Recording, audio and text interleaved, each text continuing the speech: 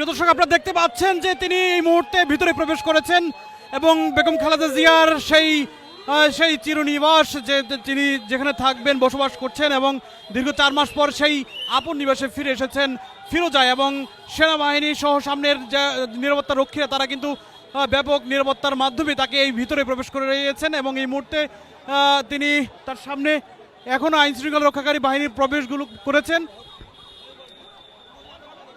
আইন শৃঙ্খলা রক্ষাকারী বাহিনীর সামনে বেশ কয়েকটি গাড়ি এই মুহূর্তে ভিতরে প্রবেশ করলেন। এরপর এই মুহূর্তে তিনি তার গাড়িটির সামনে, আমরা ঠিক সামনেই দেখানোর চেষ্টা করছি,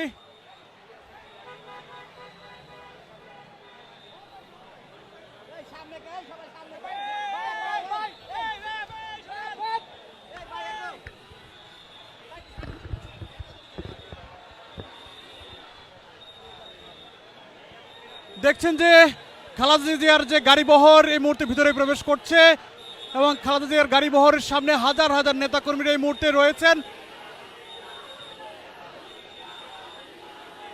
খালেদা জিয়ার গাড়িটি বহনকারীর মতো ভিতরে প্রবেশ করলো। হাজার হাজার নেতাকর্মীর ভিতরে প্রবেশ করার মধ্য দিয়ে এই মুহূর্তে ভিতরে প্রবেশ করলেন ফিরোজায় খালেদা জিয়া।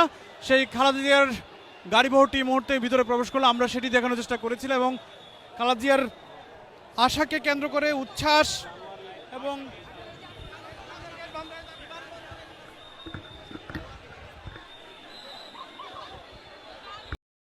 ভিতরে প্রবেশ করলো ফিরোজায় বেগম খালেদা জিয়া, আপসের নেত্রী বেগম খালেদা জিয়া। তিনি ভিতরে প্রবেশের পর আইন শৃঙ্খলা রক্ষাকারী বাহিনী আইন শৃঙ্খলা চেষ্টা করছে পরিস্থিতি সামাল দেওয়ার, এবং ভিতরে কিন্তু প্রবেশ করেছেন কিছুক্ষণ আগে। ঠিক প্রবেশের পর আমরা আইন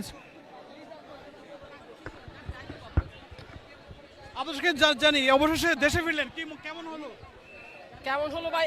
আসলে আমাদের অনুভূতির কথা বলতে পারছি না, মানে আমাদের এত আনন্দ লাগতেছে।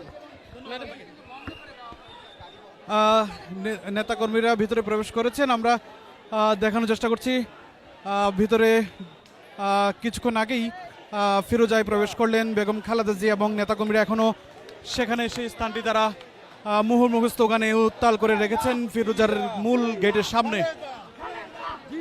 একটু বলেন, অবশেষে দেশনেত্রী বেগম খালেদা দেশে ফিরলো, কেমন লাগছে আপনাদের? খুব আনন্দ, অনেক আনন্দ লাগছে, অনেক অনেক অনেক।